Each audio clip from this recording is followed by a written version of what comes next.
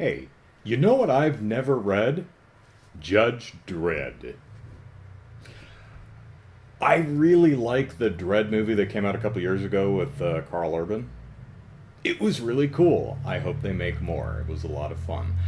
I even actually like the Stallone movie from, what, 95, somewhere around there.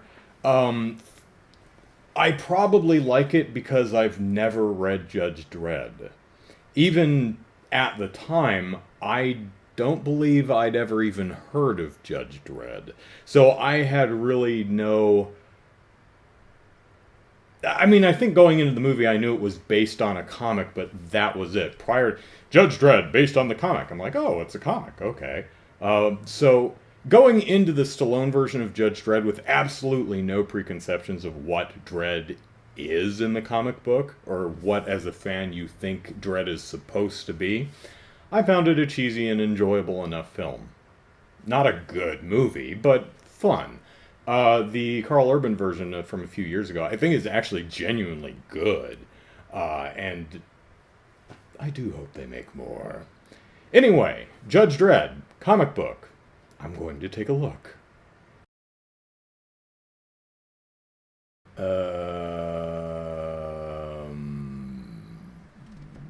Yeah, it's alright. It's. Man, I had very little reaction to this one. The art is fine. The story is fine. There's no real character to speak of. That's probably the most disappointing thing about the stories, at least from the issues that I read. Judge Dredd is not a character, and that's probably the point of the series. But none of the other characters, like Judge Anderson or maybe Judge Tarjay a little bit, and maybe we would have got to know him a bit more if I continued reading issues, because there's actually a longer story. One of the overall narratives is of the first few issues is robots are malfunctioning. Or, well, let's move ahead a little bit. So there are these bad surgeon guys who clone a bunch of people and then hold the clones hostage and demand their families pay a ransom, or they will torture and murder a clone of their loved ones. That's actually a really interesting idea. Um, if a bad guy called you up or sent you let's got on Skype video chat and said, I have a clone of your mother, and I'm going to torture the heck out of her unless you pay me lots of money, and your mom's sitting like right next to you, what do you do? Could you let harm and agony come to a clone of a loved one? Or are they a clone and you just really don't care? That's an interesting conundrum, I think. Such a conundrum is interesting to explore, but that's not really the point of this book, I don't think, because it gives lip service to it, but it doesn't really dwell on it. But it's an interesting idea.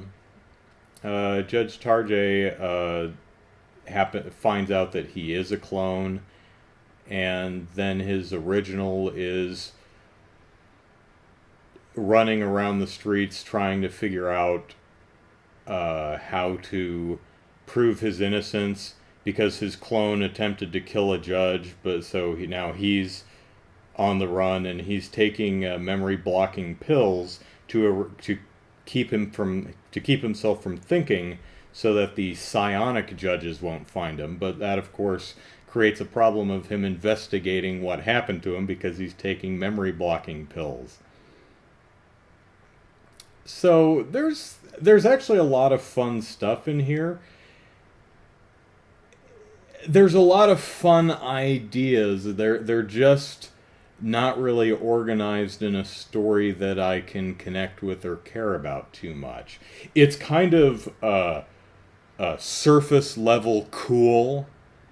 All the tangible details are really, really neat, but there's not much underneath the surface. There's some stuff to think about if you want,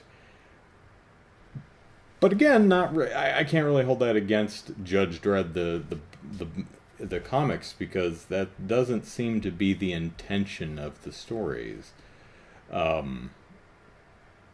Unfortunately for me, it means I'm not really that interested in continuing to read the Judge Dredd issues, but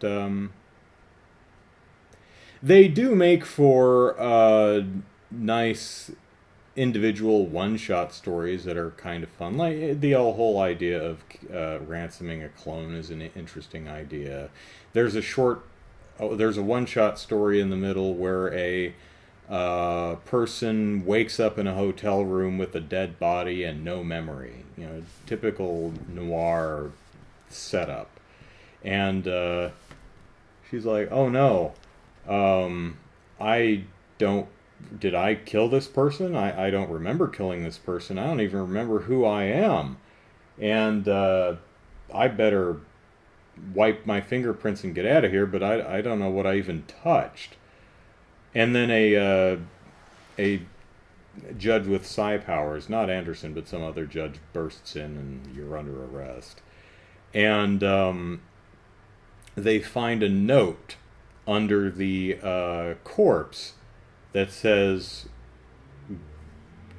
"Don't ask questions, just go to this address." And it turns out and a locker key. And so the judge at gunpoint takes the character to the locker, opens it up, and there's a ticket to the moon and a memory pill. And it says, get on the shuttle to the moon, then take your memory pill and enjoy. And so the judge makes the character take the memory pill, and then now that her memories are back, the judge can, because she's a psionic judge, can read her mind and finds out that this person is a serial killer who, this is their MO. They serial kill the heck out of somebody, and then they pop a memory erasing pill, and then leave a trail of breadcrumbs that they can follow to escape the judges because they have no idea what they're doing, and then get their memory back and revel in the awesomeness of serial killing or something.